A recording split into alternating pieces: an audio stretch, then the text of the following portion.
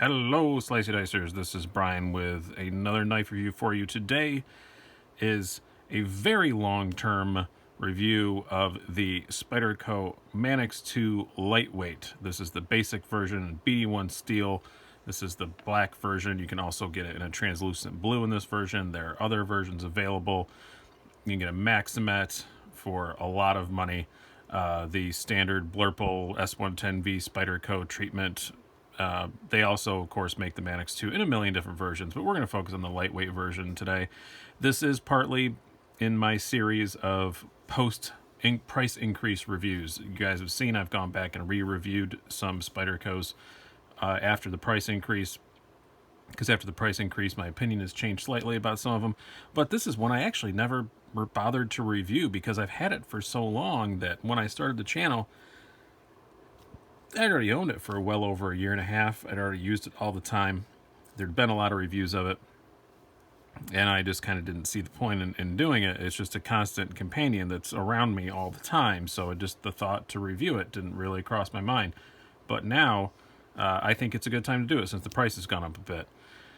As I said, this is the lightweight version of the Manix 2. If you guys watch this channel, you know I'm a big fan of the Manix 2 format. I have several of them.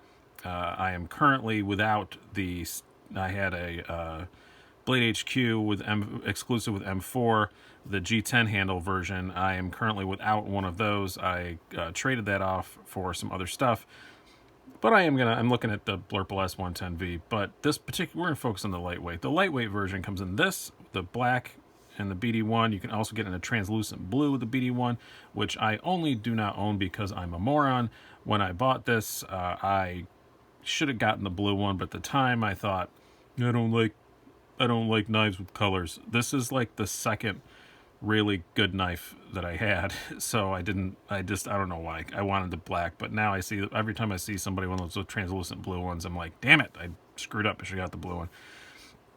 The translucent blue is very cool. They also make this lightweight version in Maximet for like $180, which is nearly. And then they make the Blurple S110V color, kind of standard Spyderco treatment in the lightweight for, I think, about $140. So, but this is the quote-unquote basic version, now $91. It used to be $83. It was $83 when I bought it. And this is well before I had the channel, well before I had the hookups, well before I knew enough to look on secondary markets and all that. So I paid the full retail for it. And I have a bit of history with this knife. This is the knife that really made me fall in love with knives. This is the knife the reason why this channel exists, basically. I had my first really quote-unquote good knife was I had a CRKT M16 13FS SFG. As you can see, I still own one. I don't carry this at all anymore. I kind of just keep this for nostalgic reasons. But that was my first one. I had this for, I don't know, couple 3 months, and then I decided to give Spyderco a shot, and this is the first Spyderco I ever bought, and it's not going anywhere, never will be. So as you can tell, the conclusion of this is going to be pretty positive. But yeah, very, very cool knife. I like the Manix in general. This has spawned a whole Manix addiction for me. But right now I'm down to only 3, but that's because I'm planning on buying more. I had the Blade HQ Special Edition M4. I traded that off for some other stuff. I got a trade deal I couldn't pass up, so I traded it off because the prices on them were just getting nuts enough that I didn't want to carry it anyway. And I got a really good trade, so I got rid of it. I also have the Manix 2 backlock, this is the same size and shape basically as the standard G10 handle one. That I don't have one of those at the moment. I love the backlock, and then I have recently I did a review on this, a knife that I really like. I actually was just carrying this one today, the Manix 2 XL, the big one. So yeah, it's a cool knife. I very much love the Manix 2 lineup. It's been around in Spyderco's lineup forever and ever and ever. I think that, some people, thought it's a kind of a thing with these Manix. You're either a Manix 2 guy or a PM2 guy. I'm both. I like them both a lot. Love the ergonomics of this. Like the action and stuff. The PM2. I carry them both about 50-50. So let's get into the more nuts and bolts of this thing. We'll do some quick stats here. I'm not going to do the full-on whole stats because this knife's been around for a long time. People have reviewed it. Overall length, dead on 8 inches. You have a blade length of 3.4 inches. You have blade thickness of 0.13 inches. Handle thickness 0.45. And as the name would indicate, very lightweight, 3 ounces. Pretty damn good for a knife this size. It is very light. You have the FRCP Spyderco multi-directional, bi-directional, whatever they call it, grippy handles. It does look and feel kind of plasticky, I will admit, but I think it looks all right. As I said, I wish I'd have got the blue one. The black one looks fine, but the translucent blue looks really cool. You can see all the inner workings of it, and it's pretty sweet. You have BD1 steel blade, which I've had very good luck with the steel on this knife. This is a knife that gets a lot of use. I will say that for sure. As I said, I've had this about 2 years, and this has become kind of my F-it knife. This is, I don't think twice about using this and doing stupid things with it, and it's held up great, held an edge well. When I did have to sharpen it, wasn't difficult. As you can see, hasn't corroded at all. I've never put a drop of oil coating or anything on the blade, and it's been completely fine. It is a tool steel, so it's a bit hard, but when you sharpen it, it doesn't feel like a tool steel. It's super easy to sharpen. I don't have an issue with it at all. You've got the wire clip instead of the standard, three screw Spyderco clip. I love the wire clip a lot, especially on a knife this light. The wire clip works outstandingly well. Let's do some quick size comparisons. I kind of got ahead of myself there. We will compare it to some other, let's start off with another lightweight Spyderco that I like a lot, the Native 5 lightweight. As you can see, it's a little bit bigger than that. We will also compare it to, we already did some Manix comparisons, so I won't compare it to the other Manix line. We have the Shaman, which is not that much smaller than a Shaman. Blade's smaller, but the rest of it's not much smaller. Oh, of course, for consistency's sake, and also a Spyderco Paramilitary 2. So yeah, very similar in size. The Manix 2 is very similar in size to the Paramilitary 2. It's just which one of the locks you like better, really, or the ergonomics you like better, or the blade you like better. There are differences, but they're about the same size. And lastly, but not leastly, we will compare it to the Chris Reeve Large Sabenza, also very close in size to that. All right, let's talk about that blade a bit more. As I said, the BD1 steel I've had no problem with. I love the shape of the Manix 2 blade and almost all of its varieties. It's great for the kind of stuff that I do, which is cutting a lot of cardboard and food prep and general EDC tasks. I love the shape of this blade for that. It works very, very, very well. And again, the BD1 steel has held an edge good enough to satisfy me and not been hard to tune up when I needed to. I've never fully, in 2 years, I've never had to fully get in with a guided edge, grinder and reshape this thing. I am obsessive about keeping a good edge in my blades, so I will preface it with that. But just with stropping and using my little Lansky turn box with the cylindrical ceramics and stuff, I just have to do that every now and then, and I've never had to fully resharpen this knife in 2 years of pretty heavy use. I'm not going to say hard use because I'm not out in the woods hacking at trees or anything with it. I don't do any wood carving with it, but for my particular EDC task, it's held an edge that well. I've never had to fully resharpen it. It's held up very, very, very well. Ergonomically, I think that's my favorite thing about this and all of the Manixes. They just hit my hand the right way. They know what my hand likes and they give it to it. Sorry, that was a bit sultry. I hope I haven't disturbed anyone. But no, this thing is just in any grip I want to grip it. It feels good.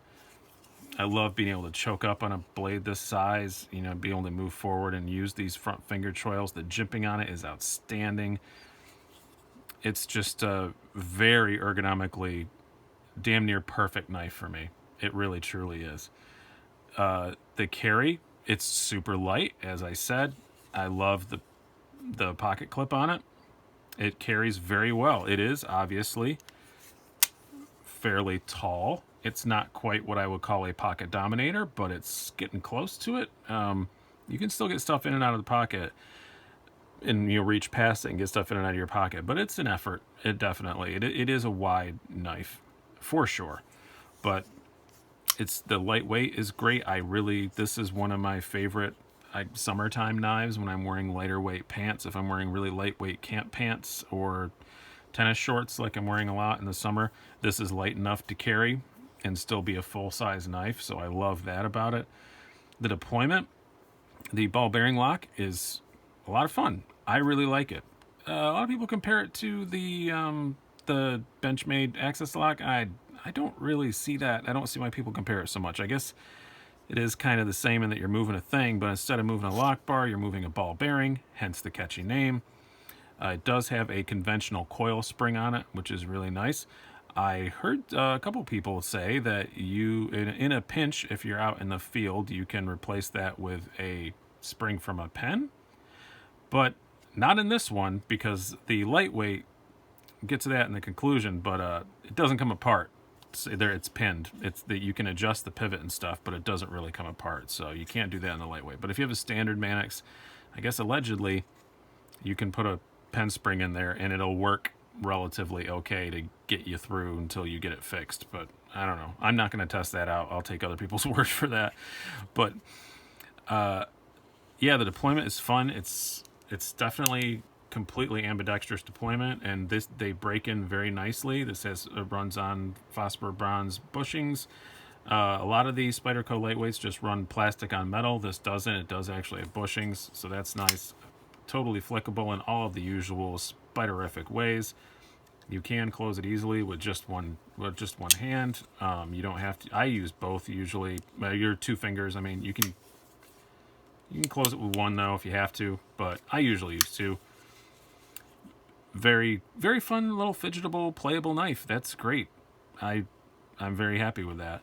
So my conclusions are obviously that I love this thing. I've had it for 2 years. I've never even once considered selling it. So obviously I love it. There are some issues with it. The ball bearing lock has these little plastic things on it, or FRCP, whatever their word for fancy plastic is. Wish those were metal. I say this about every Manix. I'd take a slight weight penalty to have those be metal and just look a bit nicer. Because this is something you're touching every time you touch the knife. It'd be nice to have those be metal. I don't like that you can't take it apart. That really annoys me. I've never felt a need to yet. It broke in really well. I've just dripped some oil in it occasionally. I just used the little needle applicator on the nano thing and put some oil in every now and then. It's been fine. It's been great. I did get it very, very, very, very, very filthy once, and I, dribbled some rubbing alcohol in it to get all the schmutz out of it, blew it out with an air gun, dripped some oil in it, and it works good as new, if not better. But I like taking my stuff apart. I do wish I could take it apart. But you can really say that about any Manix. Even the Manixes that you can take apart are still a gigantic pain to take apart because they have the lanyard tube. Where's one that's got that? I think that the XL has it. That lanyard tube it's sweary to get it apart, absolutely, for certain. But overall, I still think this is one of the best knives that Spyderco makes, and it's one that I recommend to people all the time for your first really cool, quote unquote higher end knife. And at $91, it was only $83 before. It's not a huge price increase when they jacked up the prices. I think at $91, it's still a good price for this. And like I've said about the other ones, I think at $91, it's priced appropriately. Where at $83, maybe it was a bit of a bargain, and now it's what it should be. BD1 steel isn't anything like earth-shatteringly great, but I think for this kind of knife that you're just, like I said, it's my F-it knife. It's the one that I beat on stuff with, and BD1 works great for that. Love the ergonomics, love the weight of it. Wish it was blue, but I've had such an emotional attachment to this one that there's no way in hell I'm ever gonna. I could probably sell this and turn around and go buy a blue one, but I'm not gonna. I have an attachment to this one now. I've had it for so long, and as you can see, you know, the FRCP has held up pretty well. This isn't. I am not nice to this. I don't beat on any knives because I'm just like really hardcore like some people do, just because I don't live that lifestyle. But I don't treat this thing nice. If I throw it in my pocket, I don't even once consider anything about it. I'll throw my keys in next to it. I don't care. And there are no real significant scratches and dings. There's a little wear here just from carrying it a lot. A little wear here just from carrying it a lot. But no chips in the blade I've gotten. It's been sharpened a couple times. You can probably, well, I mean, stropped and touched up enough times that you can kind of see. I think it maybe looks better than it did when I got it. I don't know, but the blade's held up well. No chips, no scratches. This finish is held up well. It's held up very well, and I've really enjoyed it. I have a few flaws with it, but I have that few flaws about everything.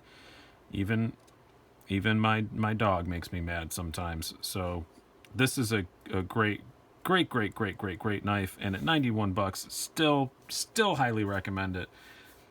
Probably if you walk up to me in the street and pin me against a wall and say, what's the first Spyderco I should buy? It's probably still going to be the Manix 2 Lightweight. I just think it's a great knife, and you can do anything with it. It's great for hiking, great for... Have I gone on enough? I've gone on enough, I think. Great knife. Highly recommend it, even at the price increase. And I've had this one for a long time, and it's held up superbly well. Hope you guys have enjoyed this. Have a good one. I've been Bryan.